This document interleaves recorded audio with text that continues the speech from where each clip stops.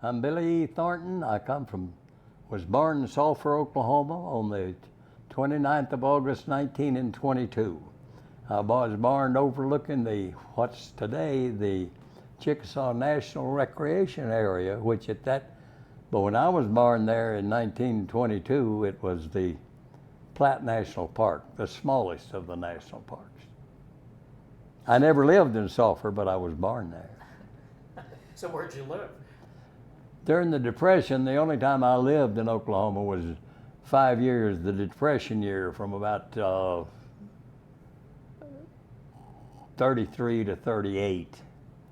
I explained to everybody that when the Depression was over is when your dad went back to his regular job, and that's the way I explain the Depression I ever lived through. And I was never hungry. My dad always had enough brain power to have a job of some type. Some didn't pay too well, but he was a proud man. So he had fought in World War I, so that's why I ended up being a military man and raised in a small town. Lived during the Depression. My dad was a railroad engineer, so he made good money when he pulled a train. But as you know, during the Depression years, it wasn't that easy sometimes. So when did you? I was going to ask you, where were you December 7th, 1941? I was an instructor you mean when the war started? Yes, I was an instructor out in the gunnery school at Las Vegas, Nevada. I had gone through armament training here at Lowry in 41, and then went straight out and started one of the first of the flexible gunnery schools in Las Vegas. I taught a year and a half there, and then went to Kingman and started the school there, and then finally fought my way overseas for the first time, and I went to Greenland to fly sub-patrol. And sure enough, I get up there and find out that the Navy had taken over sub-patrol. So I was kind of like a fish out of water. And I talked my way back, got back New Year's Eve of the last day of 43, I got back to the States. I had met a young, beautiful Yankee. In fact, I call her the Yankee even today after 65 years of marriage. She's still my Yankee wife. And so we got married. She came all the way to Texas, Cleburne, Texas, where we got married. And then they made me an instructor again in Sioux City, Iowa. I lived with her exactly 1 month and volunteered and got on a B-17 crew and went to Kimbolton, England, and had to go through another refresher. You always go through a refresher. I've been through enough refreshers. I don't know how I aged so bad and ruined putting so much refresher time in. But anyway, that I lived through they kept raising the missions on me. I started out, I thought I was going to fly 25, and I ended up flying 34. In all the fairness, well, they gave me credit for one, and in all fairness, I was smart enough to take it. That out of 34 missions, I only had one man killed on my crew. I had 3 more wounded, and my fighting weight was 113 pounds. I'm 50 pounds heavier than that today.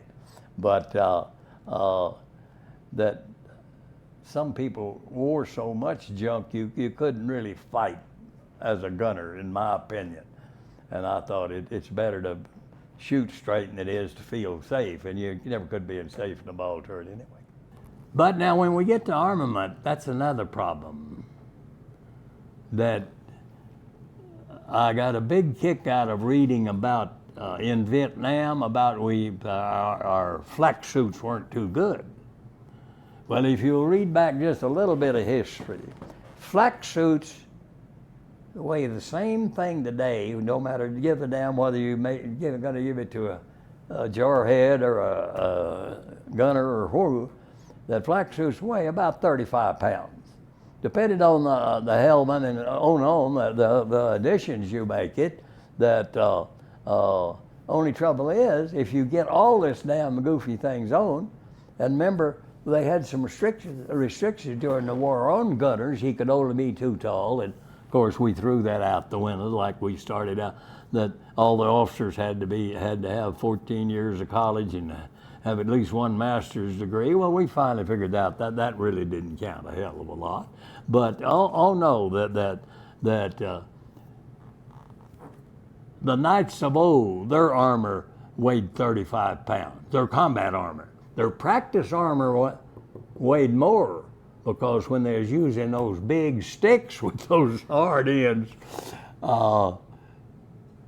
that they practiced in, it weighed 80 pounds. But the ones they actually used in combat, fighting another guy on a horse that is mad at him, they weighed 35 pounds, just like we say today, 35 pounds. That, you know, even police try to carry that much. And of course, that at my 113 pounds fighting weight, I couldn't have stood up in it as a ball turret gunner. As I told you, I did fly some other positions. Thought I was stealing missions when I didn't have to get in the ball turret. But anyway, that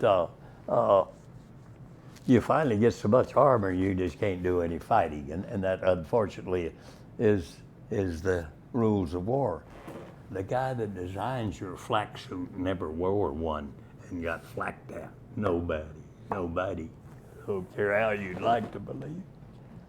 Ask me another question. That's so typical. Being a ball turret gunner, is that a whole different view? Well, yes, it separated the men from the boys. That I've read many stories about it, and that you nearly had to believe in yourself to be a ball turret gunner, because when you climbed in that thing and locked yourself in and all and cranked it the way you're supposed to be before you put on the power, you really felt like you were in space, because remember, the whole airplane is above you, and all you can see is the tips of the prop. So you really feel like you're an astronaut.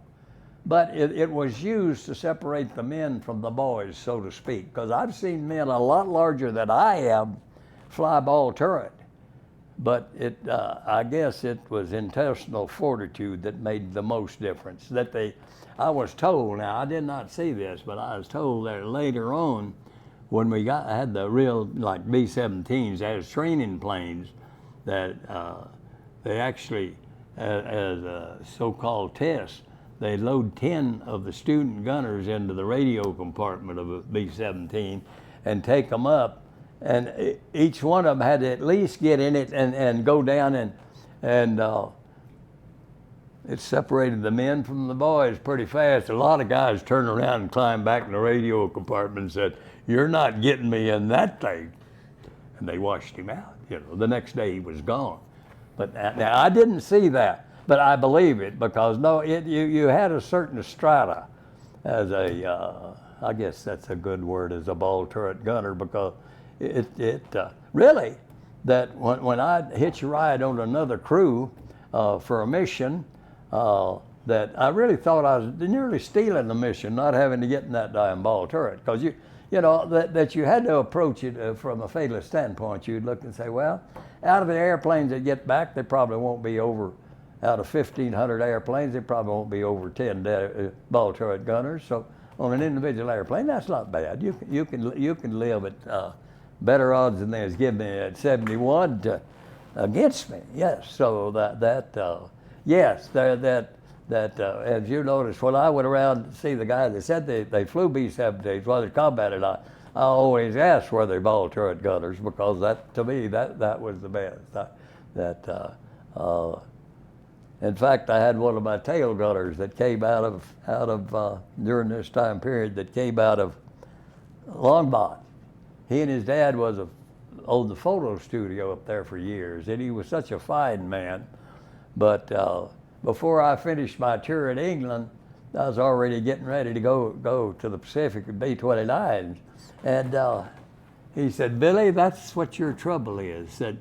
So you're always so eager to get to the next war that you never enjoy the one you're in." So Now, I'm not saying he's right, but that was his attitude of Billy Thornton. So, and he's dead now, but he still thought I was about the best and the bravest guy he ever saw. So I didn't tell him I wasn't, because I'm a firm believer brave men are hard to find. There are much fewer than you'd like to believe in this great country of ours. Much fewer, no doubt in my mind.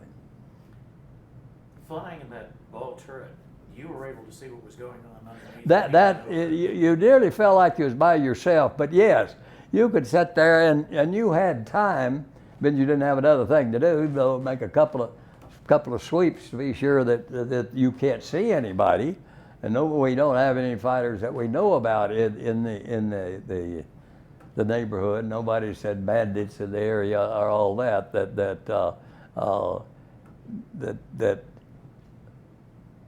you still didn't know when they'd come by, and you had to be prepared. Therefore, I didn't wear all that junk, as I told you before. All your equipment, you could put on enough equipment. Remember, they had trouble. We had to start measuring airplanes when an airplane got back to the base and they had to junk it. Well, all the armor plate or flak suits that got back, it ended up in another B-17. Well, hell, remember, they kept adding more equipment in the B-17. They used the same horsepower engine the whole time. So it was getting where you couldn't get it off the ground because he had so much armor on it. So so no, as I say, brave men are hard to find, believe me. Even ball turret brave men are hard to find. Go ahead. We hear so much about the anti-aircraft. You had to be a first-hand viewer of what was coming up off the ground. Yeah, you could on the right day with the right equipment. Yeah, you could see their flak burst and roughly count 1,000 for every 1,000 feet. And by the time, if you were flying at 15,000 feet, you started out at 15, and by the time you or 0, by the time you counted off how many thousand feet you were, there'd be the flak up talking to you. And that's where separated the men from the boys pretty fast. I remember, for example, that you could see this big flak box that they're shooting when we had plane after plane. Remember, B-17 only carried 10 500-pound bombs, and if you had a big gas load, you cut that down. So you didn't have a very big bomb load. So many airplanes had to go for the same target to be sure you got it. And then you might have picked the wrong target. Remember, you had a lead bombardier, and when he dropped the bombs, everybody else dropped on him. And therefore, but no, that's the only shortcoming of a B-17. He didn't carry many bombs. So you had to make lots of missions. And that cost, but you'd say, what I started to tell you is when you'd see that big mass of a black cloud, a square black cloud, more or less square over there, and some idiot on the crew would say, boy, I'm glad we're not going there. And about that time, the navigator would say, that's the target. That's our target for today. So yeah, that separates the men from the boys. And why? What were some of your targets in Europe in World War II? Where did you? Oh, I hit most of the good ones. I came off of Berlin, one of the many that I only went there once, but I came off at the highest I was ever in a B-17, and we were tail end Charlie. Everybody else went off and left us, but we came off that at a little better than 30,000 feet, which normally was a little higher than we went. That the majority of ours went somewhere from like 17 to 27,000. Most that I flew, so I'm not talking about other people, so I don't know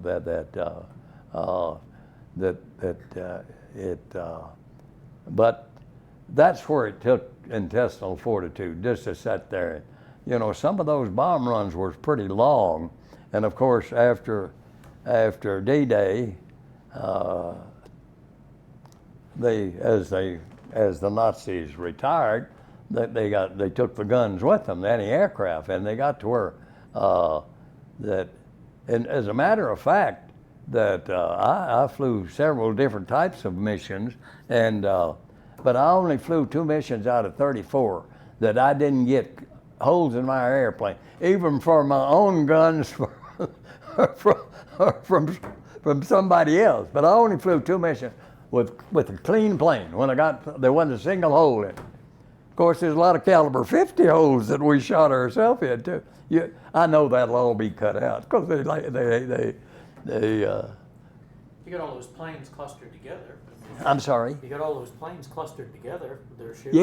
Yes, you had to. You're bound to had in the so-called heat of battle. Remember, I told you, brave men are hard to find sometimes, and yeah, it's amazing how we got all those. That was the amazing thing, that the efficiency of the 8th Air Force. Although I spent, as I told you, better than 30 years in a uniform and another 10 on an air base, that the efficiency of the 8th Air Force still amazes me at that time. No better training than we necessarily got, no better airplanes. Remember, the airplane engine in the B-17 is the same engine we started with, basically. They tweaked it a little bit, but it was still, 1,200 horsepower is all the horses you got. Now you had we ended up with pretty good turbo our superchargers were pretty good. It was only bad when they started throwing those buckets out. Remember, they went through the airplane because it's right on the bottom of your engine. But no, the fact that when you finally got to combat in strategic air, well, what became strategic air command, everybody had a job and you did it. I'm sure you've heard this before, that I didn't think we necessarily received the best training in the world. In fact, I've argued with people, and you can cut this out too, but in all sincerity, and I remained in the gunnery business because I'd go back to the same outfit that I'd been a gunner in, that as an electronic warfare officer that you figured out on back there. But oh no, the last thing you did was gunnery, because, and they'll argue, you want your pilots to be able to fly the airplane, don't you? Yeah. Well, you want a navigator to be but you damn well, when it came time to pay when it came down, when you're getting ready to play for real and people are shooting at you and you're supposedly shooting back. But remember, all armies have trouble getting people to shoot. When you go over a battlefield, no matter which one, that we've always had trouble getting people to shoot. Will not go up with best armament in the world. You mentioned having a hard time finding people who could shoot. The guys in your plane, were you effective at shooting down fighters, or? Let's put it this way. Remember, I had trained I told you, I stayed in the gunnery business at least 20 years, I guess. That even after I became an electronic warfare officer, that because I had been a gunner, when we went out on the range, I was always a range officer, and I liked to shoot, so I didn't mind it. But as I first told you, we have trouble getting people to shoot their weapons. That's the first part. And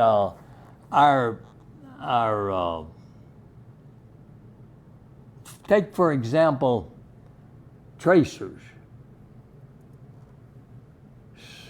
Sorriest thing that was ever invented. No smarter than I was. I figured out real early that the idea of a tracer might be all right, but the things we used it as we used them weren't very good. It was a simple fact that the projectile itself that made so that you could see it, you were burning it up as it went along. As it got lighter, it had a different trajectory than your armor piercing or your incendiary that was there waiting for you to hit something before it made a difference. And and then where you got real smart, that for the fighter jocks that we put tracers in his ammunition to tell him when he was running out. Unfortunately, it told the guy that is shooting at him you were running out also. Kidneys. even after I became an electronic warfare officer, as I told you, I flew another 4,000 hours as an EWO, electronic warfare officer, and enjoyed every bit of that. And but you always had something else to do, and the gunner always had the last priority. Most of it I still blame on the aircraft commander, and that's what teased them off. But you'd always find an excuse for everybody. Well, remember, when a shooting war's not going on, when you're not ready to go get shot at tomorrow, you're not worried a hell if you were an aircraft commander, let's say. I'll tell you one more story about the gunners. That's why you wanted me to talk. That I told you I had the whole group because I was the gunnery officer, and I told this full bull colonel who ended up, I think, at least a 3-star general. But anyway, I told him that we haven't done any gunnery worth a damn for this. We'd go over for 90 days at a time. That's why I took all these different airplanes over there. And by God, he called them all together and made them fly again. But because they hadn't done any training, they didn't do well in trying to. But it wasn't like, if you'll look at that B-17 and the waist gun, it's pretty easy to run the ammunition out of your gun, the chutes, and out the door, throwing it away, because it didn't shoot. But you have to take a goddamn turret apart in a B-29 to throw it out. And sure enough, they weren't worth a damn in gunnery, but they didn't want to land with the ammunition. And the idiots were too dumb to clear the channel out there, and damn near hit a fishing boat, and he turned them in, and it was throwing away the belted links of that caliber 50 ammunition. And of course we denied. Well, they didn't ask me, and they was afraid to ask me, because I'd have told the British press it's just damn American gunners cheating, because the aircraft commander said throw that goddamn stuff that didn't shoot out. If you can get to the turret, throw it out. He deserves to get his ass shot off in a war when he treats people.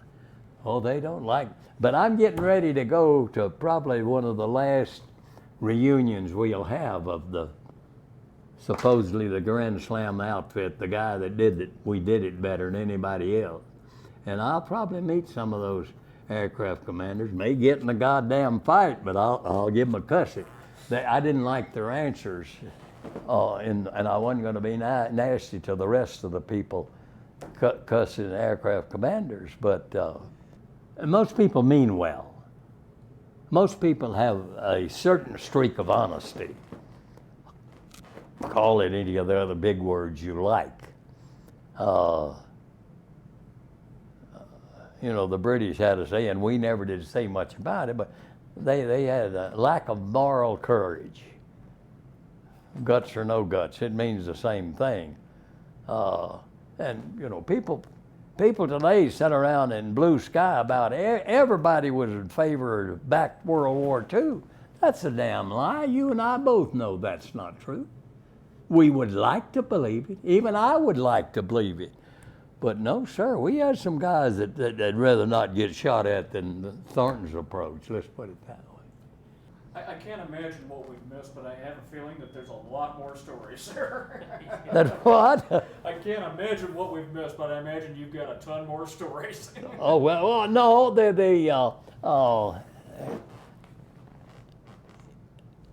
I like to stress, and one thing I didn't, and I'm glad you said that, is because that what I try to stress in World War II, and incidentally, my younger brother was in the 82nd Airborne Division, so he came to play too. And he's dead now, of course. He burnt the candle at both ends. But that there's always good people. But it's picking the good people and getting them in the right place. That to try to start out and pick him in the beginning and say he's going to be one of our super persons, that you have to look at from the start how he came along. But what really saved our butt during World War II, high octane gasoline that threw one man. When he went to work for Gulf. He did everything. I probably even stole, but as far as what I could find out, he did everything but steal, and got together something like 2,000 gallons of high-test gasoline. That was the only difference that saved helped save our butts in B7, we gunners in B-17, because we had high-test gasoline. And that if you will read some of the better fighter pilots, which I have no heroes other than, as I said, like Glenn, that that little bit of gasoline. What fooled a lot of gunners, that from the gunner standpoint, that when a Nazi lined up a 109 or a 190 to come through your formation, that he'd firewall his engines. They didn't have high-test gasoline. And so he started getting low-order detonations, backfiring, and the fire shooting out of the exhaust. Well, the damn gunner thought he was hitting him. No, he had low-order detonation because he had firewalled his engine and he didn't have high-test gasoline. Well, our fighter pilots had that little bit more. That Anderson, old Yeager's buddy, they bragged on each other. But Anderson said that, Yeager said Anderson was the best fighter pilot he ever saw, P-51 pilot. And he said the same thing about Yeager, vice versa. But he describes one of the times he lived and the Nazi didn't, that they was both one after each other and out dogfighting him. And sure enough, he'd fired up and he could feel that damn P-51 starting to shudder. He's getting ready to fall out of the sky. But sure enough, he held on just a little bit longer, and the Nazi fell out, and he didn't, of course, turned around and shot his ass off. But he said he was good, that he bragged on the American ingenuity, and one other thing, though, he threw in there, his good ground crew.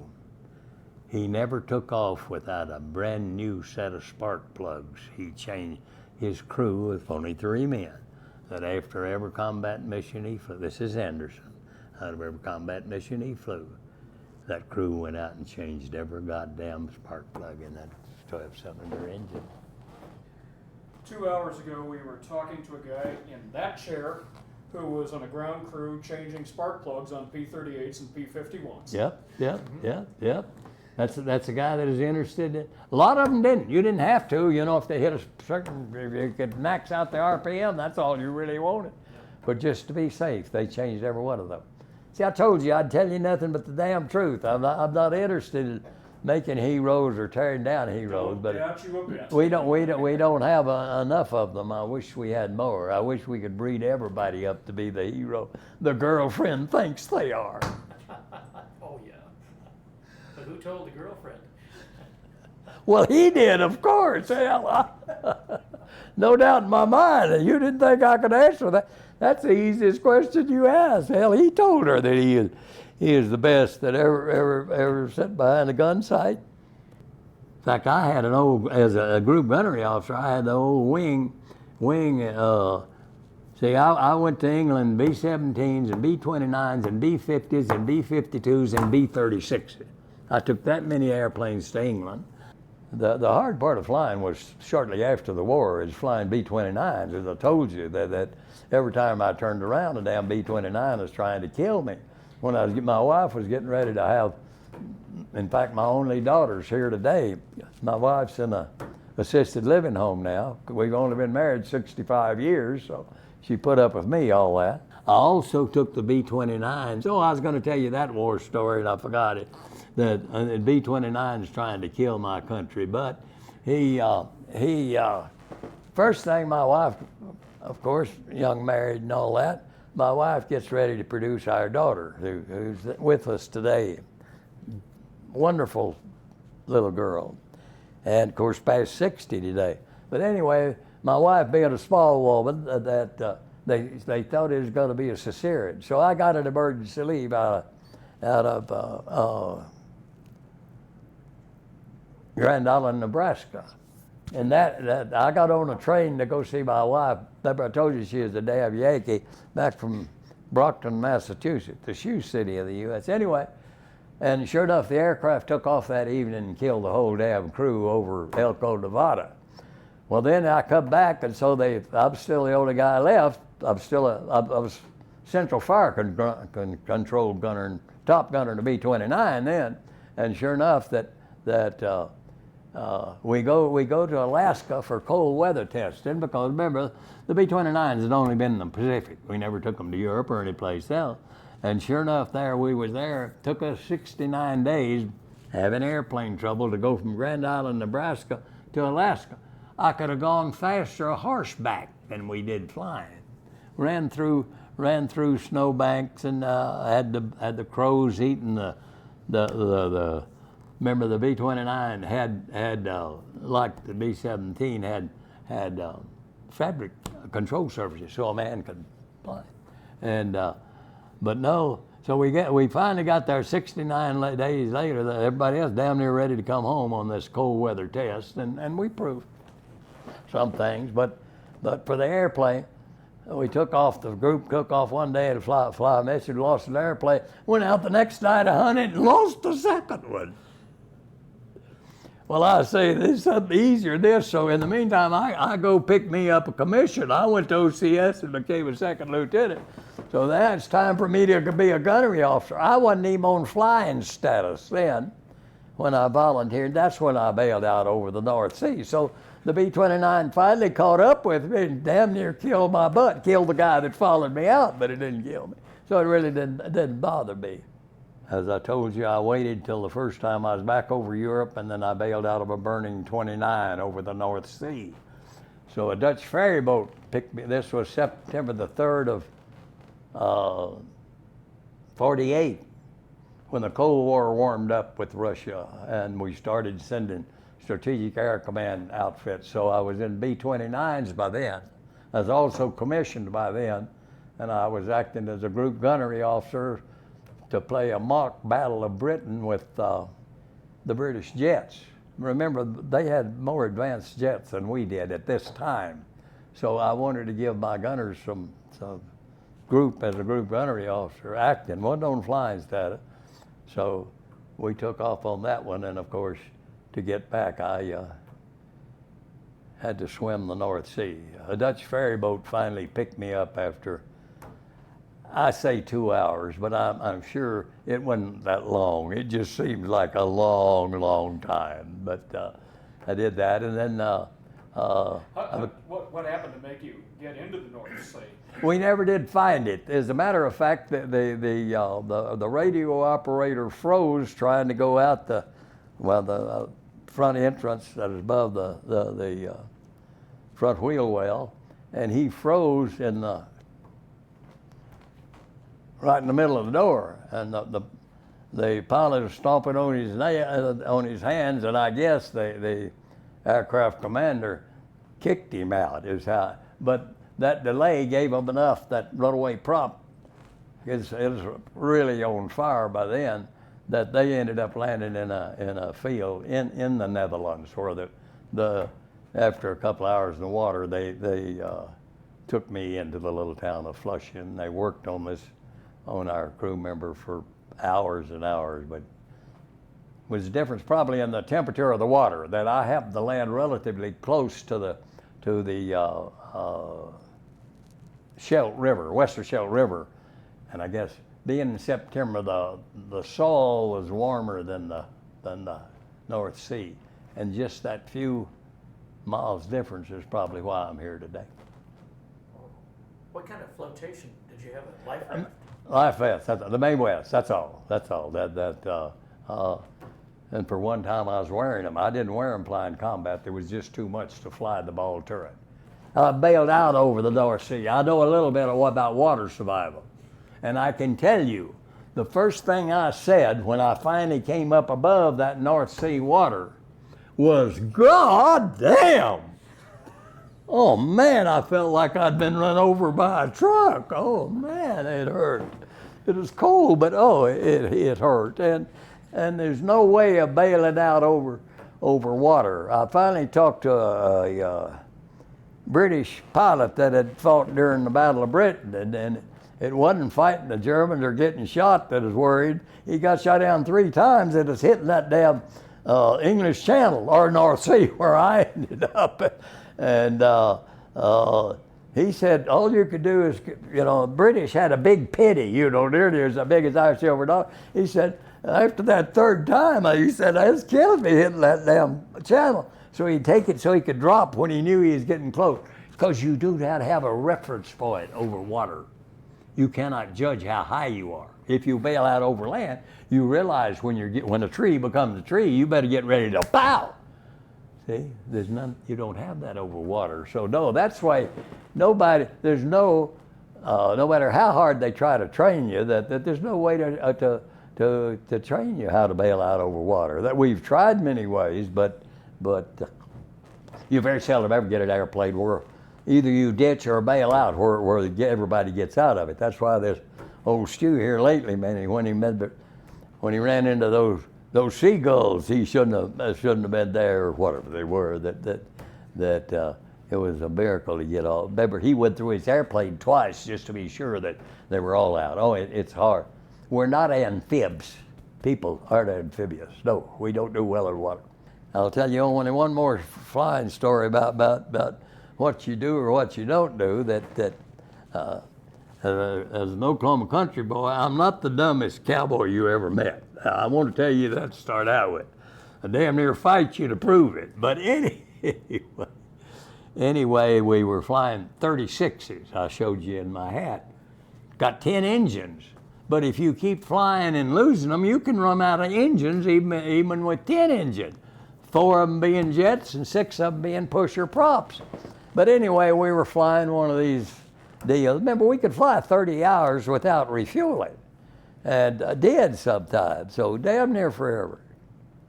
But anyway, this aircraft commander, he never got shot at either, but he was a good pilot. And so this is in the 50s by now, still flying out of Rapid City. So anyway, speedy goes. But anyhow, he briefed for a mission that we go down over the Keys down in Florida, but we could probably coast all the way, even though we've lost a couple of edges, coast all the way from Key West to, I think we was coming out someplace around New Orleans. So I didn't, I wasn't going to argue with him. But when it came time for me to go buy the personal equipment, I ordered May West. Didn't say anything to anybody, but remember, I'm first lieutenant, Chief Raven. We carried 4 electronic warfare officers. I was their Chief Raven. But anyway, I didn't say anything to anybody. But when I looked over, when it came crew inspection time, they thought, if all the things that goddamn Thornton's done, if he wants a May West, I'm going to carry him. Every son of a bitch, 20-some odd people. Enough said about May West. But true stories. I told you I wouldn't lie to you when I said out. My boss, for example, and today I was reading some more, my boss, when I ended up with the largest special purpose computer in the world that they ever invented, I had all of its useful life at SAC headquarters in Omaha. I was a major by then, light colonel before I quit. But anyway,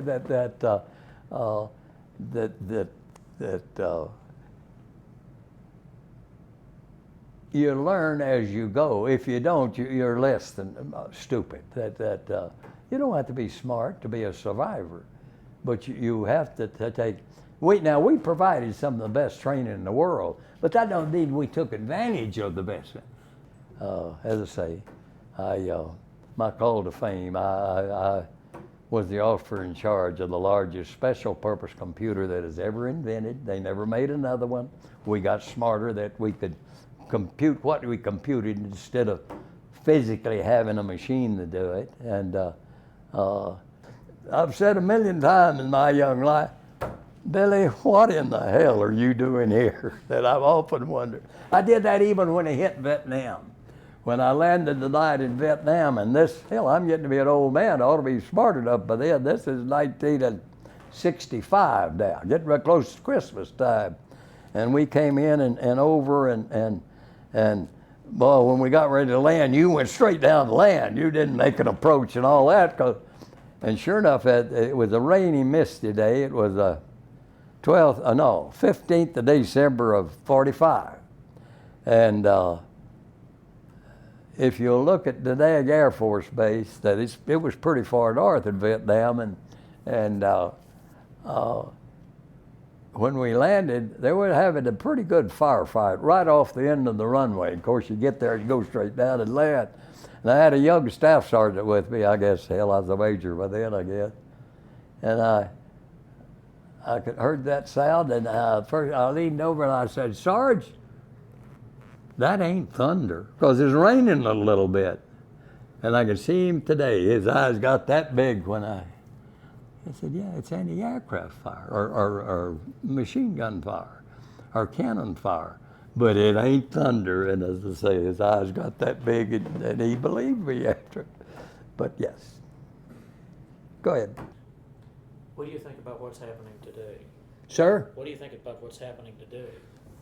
I'm nearly reluctant to say, because we've still got many good men. Never sell us short.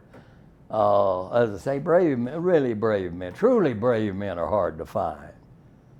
That most of us, I think, is a facade you put on that you can put on or take off. It's just how well that you say, "Well, that wasn't too bad, was it?" And you think, when you get by yourself, well, you might scratch your head and say, "Well, it wasn't too good really either, was it?" And that's my approach. That it's just, I don't know. He's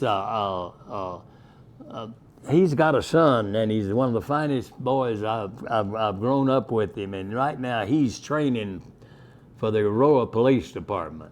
But I'm sure glad, I don't see how you can put up with it hardly, but I'm sure glad we've got a straight era kid that I could vouch anything for this, for his son is as good a man as you. I'd want on the police force.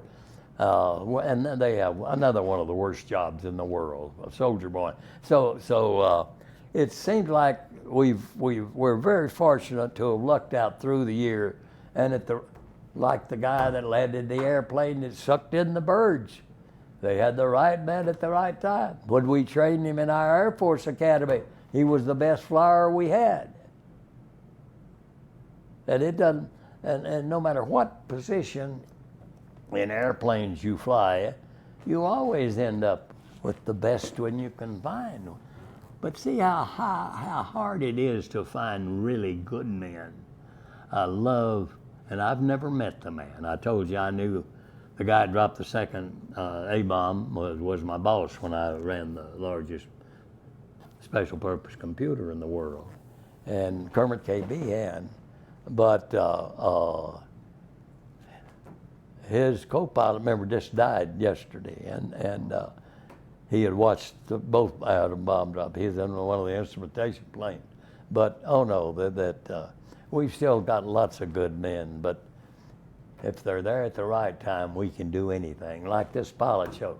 But remember, as I said before, he went back twice just to be sure it was empty, because it's hard to get people out. We're not amphibian, as I've told you. It's hard to get people out of water. It's hard, difficult. It's not our real work. Courage and dedication, too. Courage and dedication. Yeah, oh, you've got to have. That's that total man we talk about that we have such a hard time to find. Yes, that's it, the total man. But as I say, like John Glenn, I didn't finish, but remember they started out with something like 25,000 people that actually, they at least perused them as they went through them. And yet, when they ended up with the 7 original astronauts, there has never been any doubt in anybody's mind he was a head and shoulder better than the other 6. Now, you would think we could do better than that when we have so many ways to think in this great country of ours, and that's what hurts. And remember, we fired one of our leading generals here the other day. And you will never know, even if you had been there, you will never know whether it was exactly how bad he was or how good he was as far as that's concerned. Because remember, when you dedicate your whole life to soldiering, that remember most planning is done by lieutenant colonels and below. There's never been a general since Washington that planned a war or a battle even that, from my observation, and as I said, I was in the SAC headquarter buildings for 6 years with this big computer, and I enjoyed hell out of it. Even when I retired, at the formal dining in, you normally get 2 stars or better to come to where you dress in your monkey suit and everybody shows up. I'd been retired when I was requested to come out and brief a 2-wing outfit on the dining in. So I only tell you that, and you can erase that also, that there's good men that are never noticed that do just one hell of a lot. John Glenn's one of them, and yet I was listening to some old women argue, back in John Den's time, listening to some old women gripe about good boys or not, and John's name came up, and I'm glad I was just listening and not talking. And this damned old woman, she wrote him off in one sentence. He was just a military man. You like that? Isn't that nice? Here you've got a Superman, if there ever was a Superman. He was nice to a wife. He didn't have the, she had problems. She was sick, and yet he was true blue. No matter no matter what facade you wanted to use for a man, that he'll come to play. Pick him on a team. He's going to come to play. Boy, I guess all I could say, what I think of today, I wish we had a few more John Glenns. And I have no heroes, because I like to look at the guy when they say he is. I like to look him over. Old Stu did that flighting the birds. John Glenn did that every time they tested him. So many people never get tested. And